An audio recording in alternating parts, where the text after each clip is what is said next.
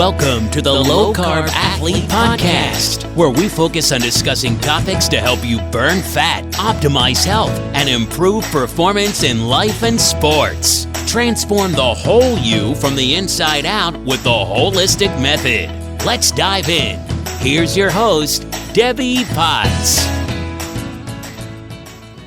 All right, everyone. I'm excited to finally get back to recording podcasts with my friends. And today is my guest co-host, Rich Soares from Colorado. And you are coming on to talk about triathlon, health. All sorts of stuff. All sorts of stuff. We're just going to kind of catch up because it's been a while.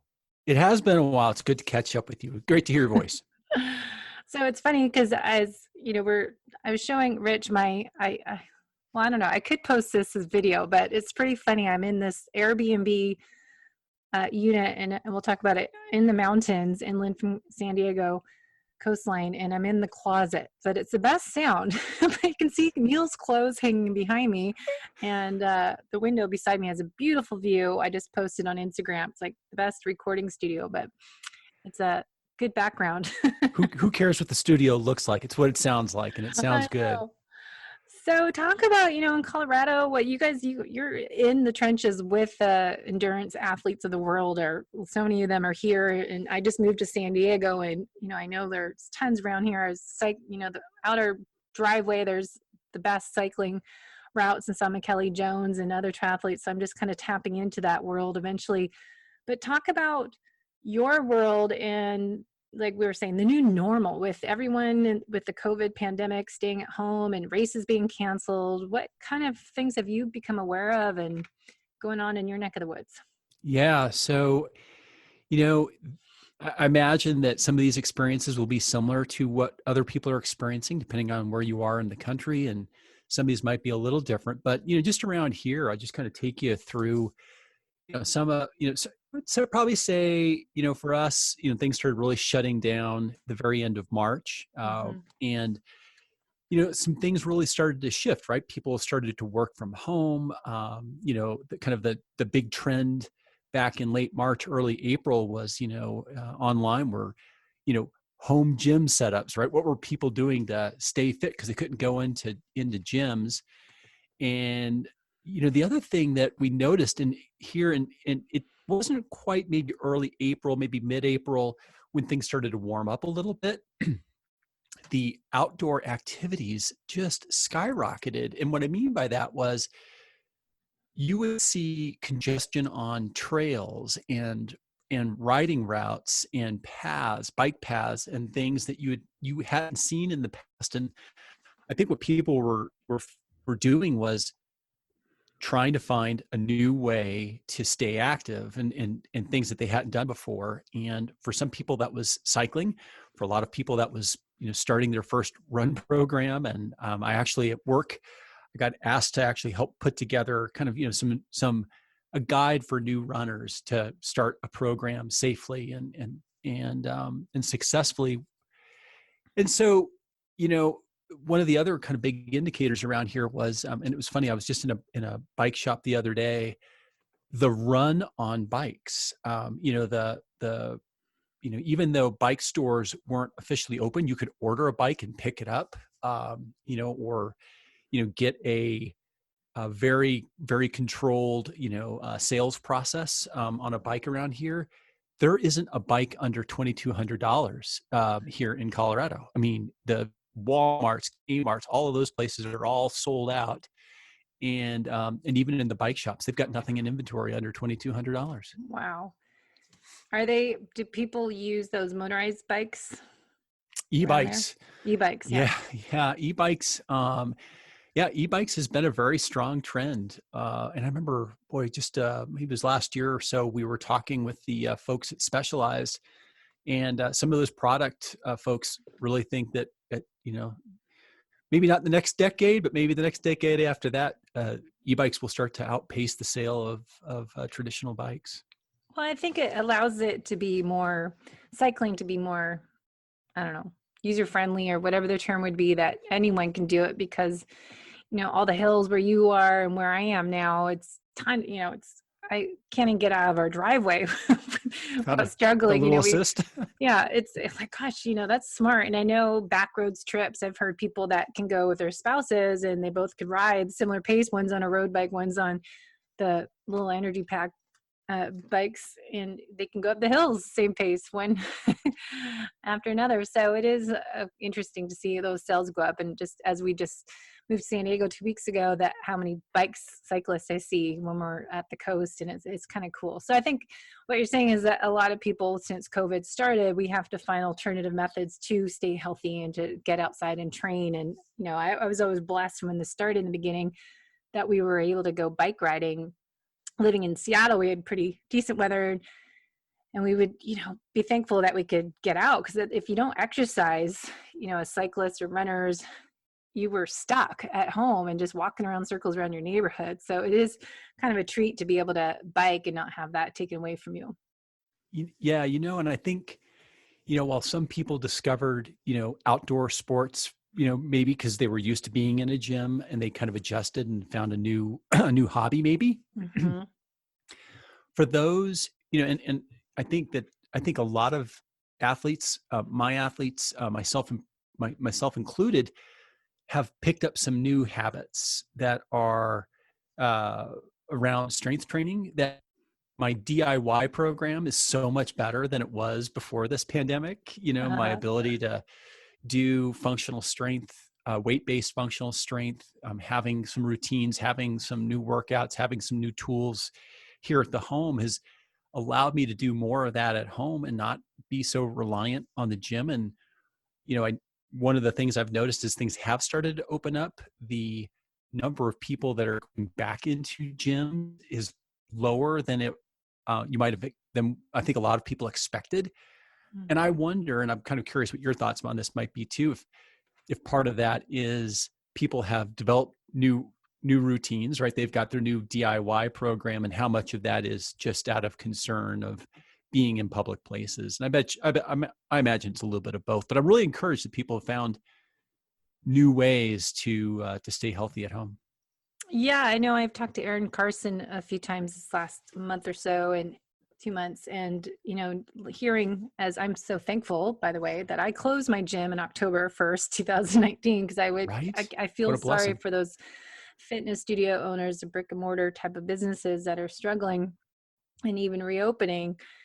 It's really challenging, and the stress of that, I don't think I could handle very well, but I know, they have new rules and guidelines. So that was my question for you is, and everyone listening, is like, what was your routine pre-COVID to what it is now? And is that our new normal for the rest of the year, or how long? It's just all of the future's unknown, but looking at what you did, say March 1st, to how you've adapted to this new stay at home, and things still being closed, and we're opening and then not opening, and all this some craziness in our world. So what's your training schedule pre-COVID and now?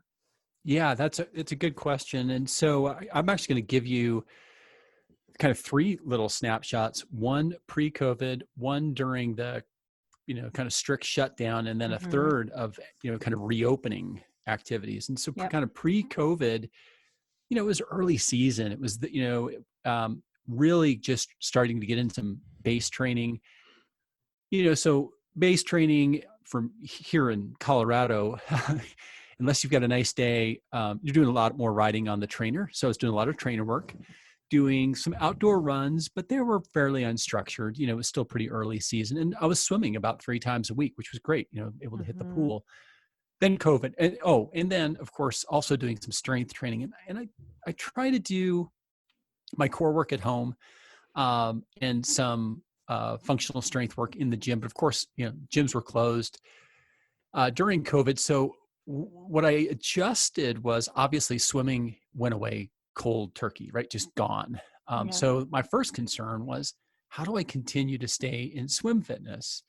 And I did what a lot of people did, was I got some stretch cords, and I moved I actually redid my recording studio. I've got a kind of a multi-purpose room. It's also my kind of functional strength room. I've got a whiteboard where I can write my workouts. I've got a pull-up bar that I've got installed, and I've got my swim bands in with my pull-up bar.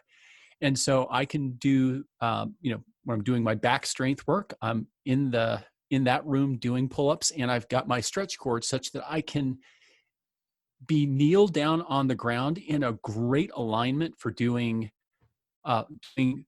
arm stroke work with some resistance, with these resistance bands, and they've got little, paddle platform and everything.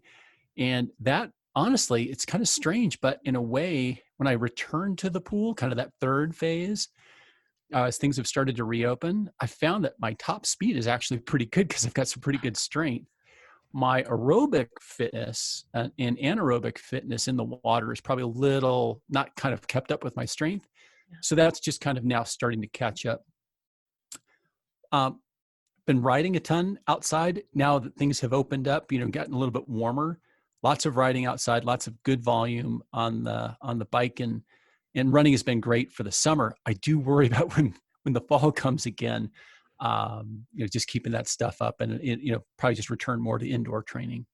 Or you can come visit me in San Diego, because we just, I'm not announcing this, but by the time this comes out, I'll announce it, that we just bought a house yesterday. And it is right near all the cycling and hills and trails and just amazing roads out here. So I'm excited. And then it's close to the beach, like 20 minutes to Escondido or Encinitas, Solana Beach, so we can run towards Torrey Pines and run out there. So I'll be hosting people probably all fall winter, so you can keep training. That's great. You need to have a camp out there, a socially distanced camp. Yes.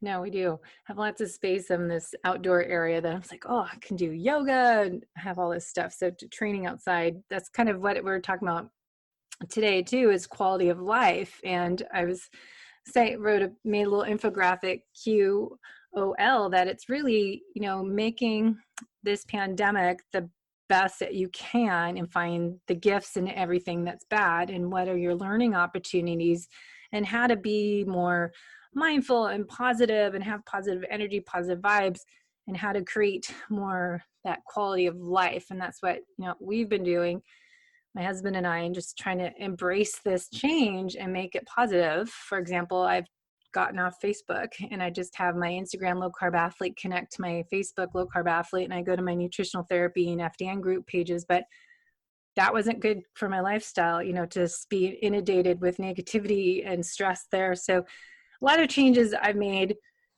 with the exercise, of course, and everything, but just how to make right now positive and surround yourself with positivity, I think is so essential to, get through this crazy, historic time in our world. Yeah. Yeah, this is there's a lot of things going on. That the pandemic is one, and obviously the Black Lives Matter and the kind of the social issues that are out there right now that are really they're upsetting for sure, and it's stressful.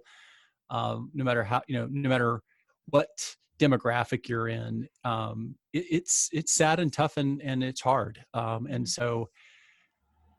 Yeah, there's a lot of uncertainty out there right now, right? But I think that's a bonus for us being athletes, and you kind of not feel sorry for people, but those that don't have that outlet to reduce stress by going for a bike ride, going for a hike, or a run, being physically active is good to improve your immune system without adding chronic stress to it by overtraining right now. But by just having that exercise be your therapy session to get away from everything and kind of forget about reality and just enjoy the outdoors, I think is such a treat for all of us. And to not freak out that all your races are canceled and keep up with training, but maybe make it more enjoyable and not being competitive. And so type AAA with your training schedule, and just really enjoy this time to, relax a little bit more, slow down, and enjoy this time of life as a journey, and go for your bike rides and work on your lower heart rates, and just go by what the weather is, and just be able to get outside. And for me, that's kind of what I've had to do. And I was going to do a couple races this year, but already canceled them before all this happened because I knew health wasn't up there yet to race. And so I was deferring everything already to next year and just enjoying just the season of, the summertime and just getting out there. So it is, I think, benefit for all of us being athletes to have that right now.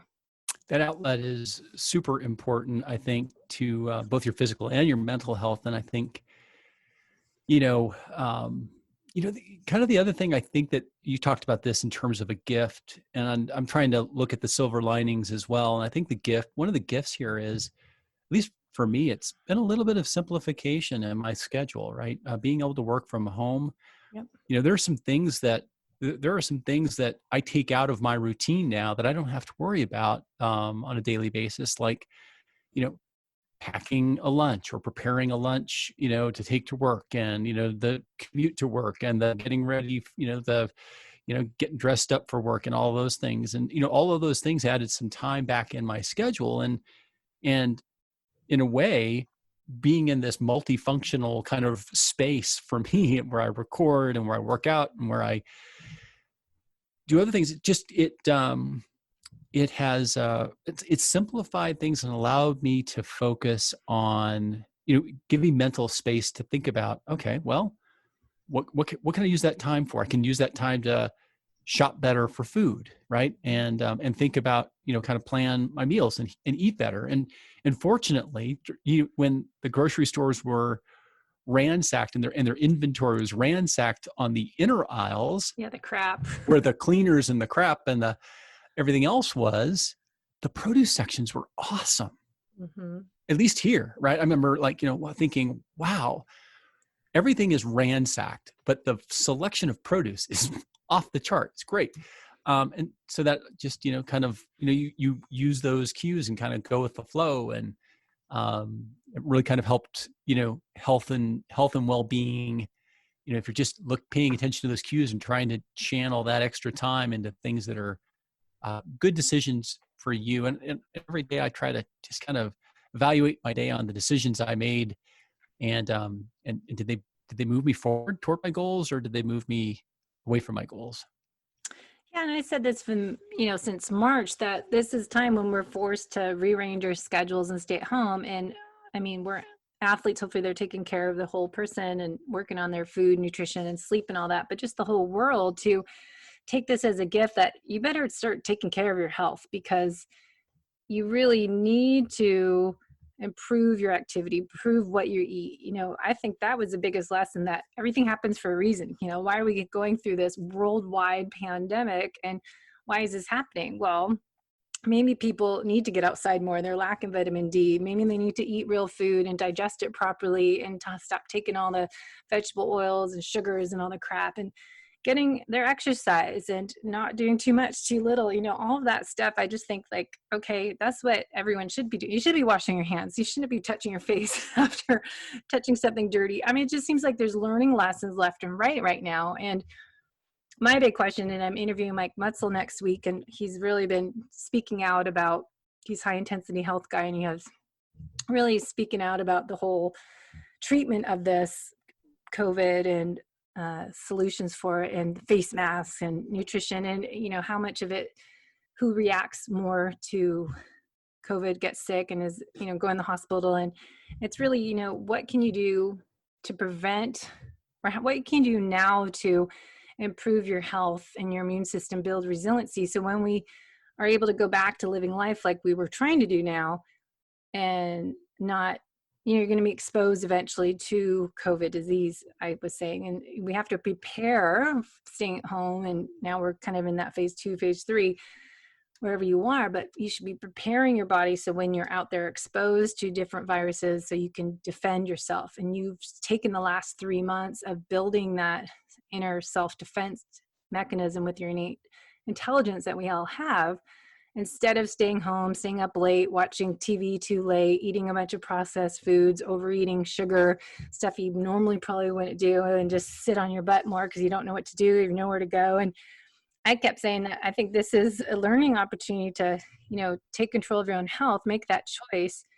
And I wish everyone would be working on their health. So then we could get on with everything in a way that we can go back to being around other people and not be, and now everything's locking back down again and go back home. And it's like, is that really the solution for us all to hide? And you think it's just going to disappear? I'm going on a tangent, but you know, that's what Mike and I will talk about next week. Are we doing the right thing for the world to prepare for COVID? It's not just going to disappear because we're staying at home. Of course, the virus is going to slow down because we're not around people. And then the numbers go back up because there's Black Lives Matters and people hiking and 4th of July, blah, blah, blah. I'll get off my soapbox. But it just is annoying to me that it's like, all right, the numbers will go down if we hide out, but what are we going to do in the future? So let's exercise and eat right and get outside, get, you know, exposure to sunshine and all that. But anyways, it's like been driving me nuts every day when I start to listen to the news, which is why I can't listen to the news. Yeah, but your point is valid, right? What can you do? What decisions and behaviors can you do to take care of yourself, to make yourself as healthy as possible and make your immune system as resilient as possible, so that in the eventuality, when you do eventually get this, or you know, there's a pretty high chance that everyone's going to get this at some point in their life, that you can survive it. Yep. Yeah. And I think that's what all of our jobs, I feel like, responsibility to go, okay, here are some tools that you can apply for athletes too. And I think a lot of athletes are not necessarily healthy. And we've talked about that for years, you know, the Maffetone method and looking at, are you fit and unhealthy? And, you know, we've talked about what I do as FDN coach and doing lab testing. Are you fit on and healthy on the inside out? What's under your hood? And doing lab testing to figure out, okay, am I a health optimizer? Am I ready to go? And I'm healthy and I built my immune system up, and you don't know unless you do lab testing.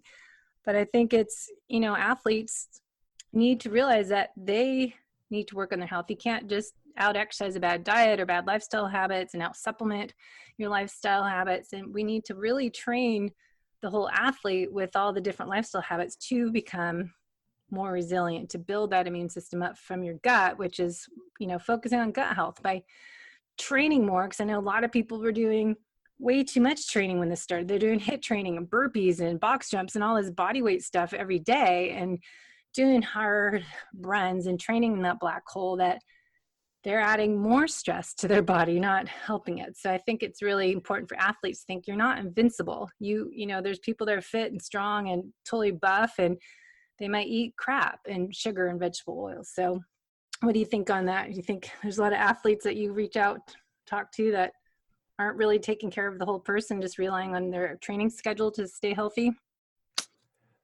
Well, how do I answer that? First of all, I don't coach a lot of athletes. I have a pretty small list of athletes that I coach just because of time.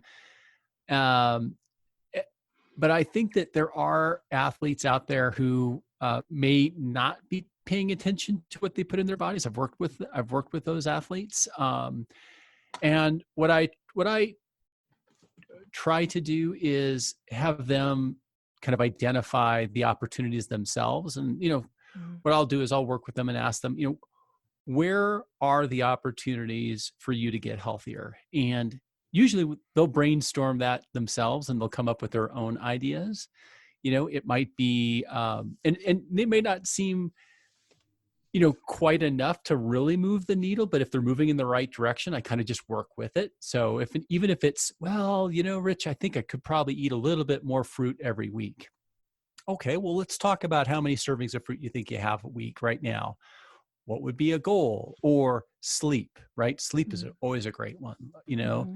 Well, what time would you need to get to bed in order to get up at that hour to be able to train or to be ready for work? You know, start to work backwards from that and plan to it. And then, okay, let's count the number of days that you got in 8+ hours this week.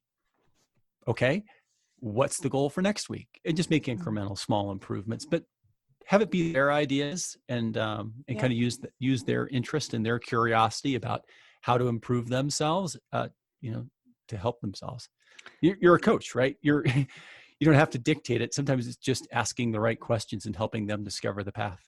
Well, as I say, as a coach for myself, I'm a guide. I'm not, you know, you're not doing anything they're not doing their workouts for them. You're not putting them to bed. You're not there helping them, what they eat and making those choices. So you have to give them the clues, or the tools is the word I'm looking for, the tools to help take ownership for their own health and wellness and athletic performance gain. So I think it's an important part to, we have to give them the tools so they can take ownership and responsibility of how they train. But I mean, so much of it is going back to what I was talking about, is stress and chronic stress. And I think, what do you hear about people staying at home? You're working at home, you're people with kids. I mean, everyone's together and you're just stressed out watching the news, social media, but stress impacts your athletic performance, your fat loss, impacts your immune system, your gut, it's all connected. So, what are some things that you've heard about people struggling with this whole new normal right now and trying to manage everything and keep it together and not have breakdown and burnout from the world we're in? Yeah, I think it really kind of depends on, obviously on the individual and their family circumstances, especially, so I think folks who are having to work from home and their kids are younger and they're also trying to attend remote learning. Now, of course, over the summer, there's a little bit of relief just because most kids right now are on vacation. But, we're going to be facing this very soon where either the schools are going to be reopening or they're not going to be reopening. I don't know the answer to that. And it's going to vary probably based on state and locale. But, for those folks who are still under a lockdown where school isn't going to be happening, these folks are, if you're an adult athlete who's working from home, you're not only dealing with kind of the everyday stress of work, obviously, but now you're an educator, right? And so you're kind of doing both helping your grade school student, get logged in and, attending the class, online classes and working through homework and all of those things. And, you're also the lunch cafeteria, right? You're having to take care of, feeding throughout the day. And now you add on to that. Now you're an athlete, and you've got to get your training in, for the athletes that I work with have spouses that are kind of, filling in that role. That's great. Otherwise it's very stressful, to your point. And I think you got to be careful to, really kind of help the athlete figure out what are my goals? This is kind of that constant balance, right? Of, balancing all of these commitments and helping them not overcommit, right? And helping them figure out what their priorities are and really how much time they practically have, and making sure that there's some continuity or some reality between their goals and their availability of time to train.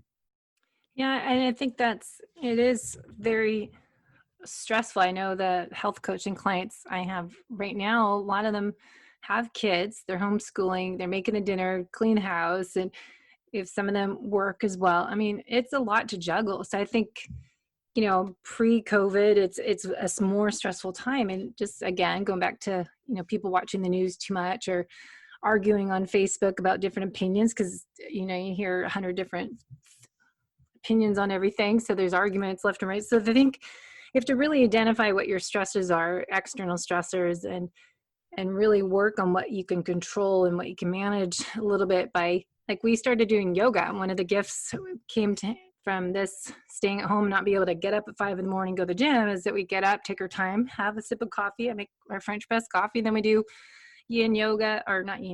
power yoga, and then yin yoga at nighttime, and go for a walk. Or if it's a bike or run day, it's totally made us change to a little bit slower pace life, because we don't have to, cram in workout before I have clients at 7 a.m. And so the point is that I think you have to identify your own life, what you can do to reduce some of those ongoing chronic stressors that are impacting your health, which means they'll impact your immune system. Because stress is on, your immune system's depressed or dampened. So you really need to optimize your health. You have to work on maybe not going out for a 10-mile run every day, maybe not staying up till 11 o'clock at night. Maybe it's, really communicating with your spouse that you need a little help doing this or that and share some jobs. So I think it's just really important time to work on your health and reducing those chronic stressors, and then adding things like yoga and nature walks, walking outside rather than going for a hard run or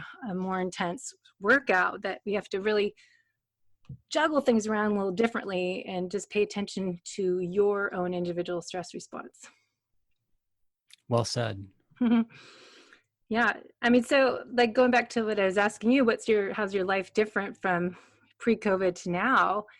It's, I think that's what hopefully everyone has learned, that, okay, I have to modify things and change and adjust. And I think it's time to add some of those stress management techniques and breathing exercises and meditation, yoga. I never walked before really in my neighborhood. And we were walking, getting my 10,000 steps a day instead of, I wasn't racing from one appointment to another. And so, I had still a fast-paced, busy lifestyle, lifting weights in the morning at the gym, going swimming at lunchtime, fitting in runs, training clients, going to different meetings. And it's, I think everyone's life has slowed down, but somehow it's made us all more stressed. So I think it's just like finding the joy in things, and what, I said earlier, quality of life, and how you can make more positives and positive people around you. Yeah. And just finding time to take care of yourself, investing in yourself, whether that's, making a small investment in your nutrition to make better choices, when you're going to the grocery store, or making small investments in your sleep, or small investments in your training. All those little things add up.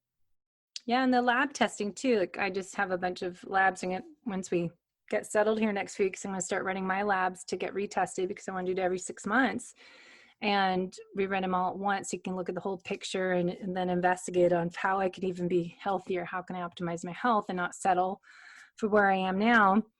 And, it's a great time to do health coaching and work with people, because they have a little more time, or you're at home, or maybe you're not spending as much money. So you can spend money on yourself on lab testing. You order from, get the race, you get the lab testing kits shipped to your own house, and you do them there, and then you ship them out. And so it's funny to me, I can do that now. I'm more at home, and you don't have to go to the doctor's office to get the blood work. You can do some of the tests, urine and stool tests at your home. But yeah, I think it's just a good time to take ownership of your health. And that's what I keep podcasting about and writing about, and interviewing different doctors, Dr. Walls and Dr. Sarah Myhill. And then we'll talk to Mike Mutzel next week. And I think it's so important to work on how to build that immune system, because the news media doesn't tell you that. And I think athletes should work on that, because they don't realize,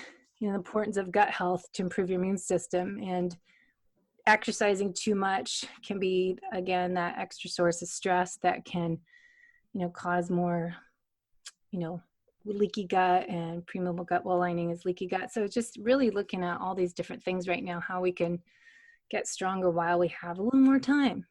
Yeah. So what are you doing to take care of yourself without having races coming up? I would see most races are canceled this fall. What's your kind of prediction on? I know it's been, I've seen from time trial races that I was scheduled for in the spring to triathlons throughout the summer. Everything that I've been registered for, at least up until, well, it's not entirely true, but most things have been canceled, as you say. And so, what am I doing and what are my athletes doing to kind of replace that race schedule is sort of the question. And, at first, we kept the races on the calendar before they got canceled. But with the belief that there was a strong probability that they would get canceled. And sure enough, athletes have seen their races get canceled. And what we've done in many cases is we have put in place some, call them virtual races, but not virtual in the sense of doing it inside on a treadmill or on a trainer, we have gone ahead and done a DIY course. In fact, we just did one. I did it with an athlete 2 weekends ago, where we did on the day that we had a sprint scheduled for this gentleman, we did a pool 750, and then right down the street at a state park where the roads are really open and don't have a lot of traffic, we charted out a 20K bike course that was literally a loop, just out and back. And then we charted out a 5K run that had, just kind of, 3/4 of a mile loop in them, where we got the chance to pass each other and high five each other. And it was a great test. I mean, you really, even though there weren't hundreds of other athletes out there racing with you, because we were doing it head to head, it really did feel like competition, and it really did put forth the effort. You're really kind of fighting for that, that time on the 750 swim, and that speed, that average speed that you can do on a sprint triathlon, or that average pace, or that 5K time that you want to go for. And when we just kind of added them up and added them to the list of race results. Yeah, it's got an asterisk next to it, but it was fun. It got us fit. It got us excited. It kept us motivated. And that really is the point. The other things. Fun. Yep, go ahead. The other things that we're doing around here are, instead of doing races, a lot of people are just trying to do epic things. You're starting to hear more and more people do Everesting. I don't know how popular Everesting is out there in San Diego, but here it's kind of a thing. What's that? Sam Long, who just a couple of months ago, or a month or so ago, just Everested a stretch here, and we went out there and kind of rode the route with him, or tried to. We saw him on the route as he blew past us, I guess I should say. Epic things like that. Bill and I just did for the 4th of July. We just climbed Pikes Peak on our bikes, doing America's Mountain on America's birthday. Epic little things like that give you something to look forward to. That's a challenge. It may not be life-changing, but it certainly gives you some inspiration to train and to stay healthy, right? And if you have those carrots out there, you have those goals, you don't want to sabotage those things. So if I know I've got an epic ride with Bill, like climbing Pikes Peak, I don't want to pollute my system with stuff, Yeah, totally. I have a client I just had a call with earlier today who has his 70.3 race that was canceled. We had 2 weeks notice at least, but we are preparing for his mock race tomorrow, and he's getting do not enter because he does camera work, film work for his job, so he can get the tape. I said, okay, tape across your garage for your finish line. And I said, go find an old medal. And his neighbors are going to be, his wife will text his neighbors because she'll be on her bike while he's running. So they'll be out cheering towards the finish line chute. He'll run through the garage and I have a medal. That's so we great. did some things, make it fun, because he's been training so hard, because they didn't know the race was going to be canceled. I assumed it was going to be canceled, but they still hoped it was still on. And I think it does give you purpose to your workouts. And I know we've been doing the same, since we've been here 2 weeks today in our rental in the mountains. And there's Palomar Mountains that is just like a 70-mile ride that's 7,000 feet of climbing. And so I'm trying to ride more. You only can ride hills here, but that's all there is. Probably like in Boulder, it's uphill, downhill, and some flats. And so that's, we have a goal to be able to do that and, do it monthly. But yeah, you kind of change your mindset of, okay, I need a goal. Everyone likes goals. I know athletes like something to work for and have purpose to the workout. So what can you do? And, ideally I need to get in the water. I haven't swam. My arms and they're all mushy, and I've never been so mushy arms for so many years, because I've always lifted heavy weights and swimming. And then you're like, oh my gosh, yoga doesn't cut it, and trying to figure out how to get weights again and get swimming. So I need to start finding a pool and get swimming in the ocean. I guess it's 70 degrees. I reached out to Bob Babbitt and some other people that live here. It's like, all right, I need to get connected. And so those waves, I need some swimming 101 in the ocean lessons before I go in there so I don't like drown. But anyways, you find new goals.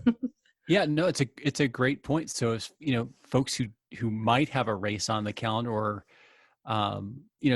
they're going to potentially find themselves doing some open water swimming, and if they haven't been able to be in a pool for a while, you got to kind of ease back into that, right, and get Short comfortable with swims. the open water again. Yeah, I know. So, I watch people, because we've been walking to the beach, or, go there after our runs Wednesdays and Sundays. And I don't know. It's, when you go to Kona, I'm used to no waves when we go in swimming there at Swim Pier, and then Hapuna Beach for Hanu. And to go in California to the coast, the waves crashing in. I don't know how you do that and not drown. Plus, the other day, there's lots of waves coming in. I don't think I would make it. So it's a reason there's lifeguards out all over there. But anyways, I think, there's a lot of changes, and who knows if there's races this fall. And then I just keep thinking of, okay, 2021, let's, to start a new fresh year and just do our base training now and work on building that aerobic engine and doing that max aerobic function heart rate. And I'm working on my hill training and being able to ride up these big hills, keeping my heart rate reasonable and, getting those benefits. So I think, it's figure out, work on your yoga practice, work on meditating, work on yin yoga, and try some new things and that you haven't been able to do before because we were so busy living the life of, working full time and training for racing and having so much to do every day. Yeah. So thanks for coming on the show and just talking shop and catching up finally. I know I had an interruption of packing and decided to, sell our house, and everything happened like in a 2-week period. We decided to sell our house, and we sold our house really fast, and now starting this new life. So I'm just super happy for you and Neil that you guys got through that and you got settled, and you're sounds like you're in a really great spot.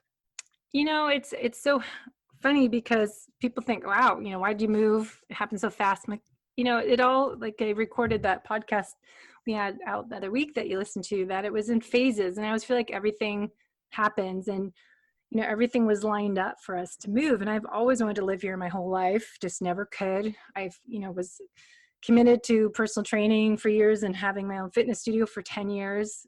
I finally, phase 1, sold that, or closed it. And so I closed my business in October, and then Neil just got a new job, and then COVID kind of prepared us. Can you work at home together? What's it like staying at home all day together?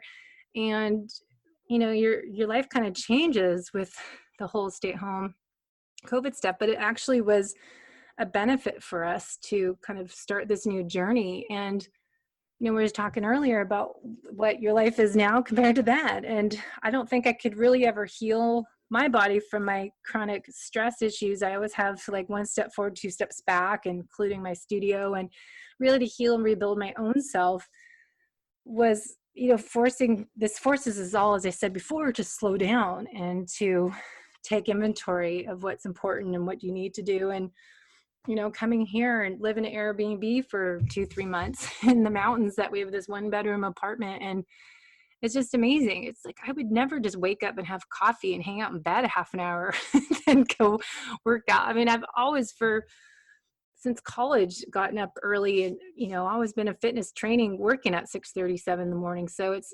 complete difference of lifestyle for me. So it's quite happy and joyful and exhilarating adventure at the same time.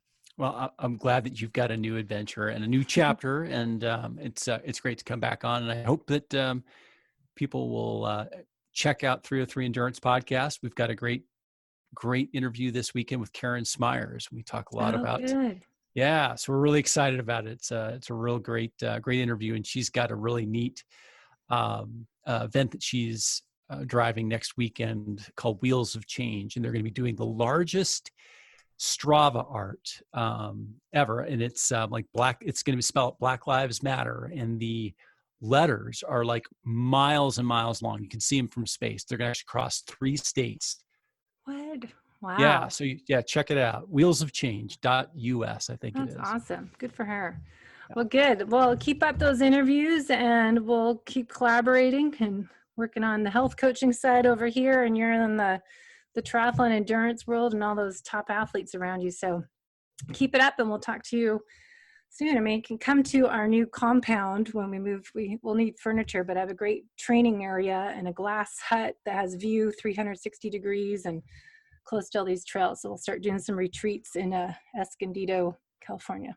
Would love to check it out. Keep up the great work. Love your messages. Thank you. Thanks for listening to the Low Carb Athlete Podcast. If you have any questions, feedback, or topic suggestions, let us know on Facebook or at debbiepotts.net. You can help us to continue to grow by leaving a review on iTunes. Thanks again, and we'll see you next time.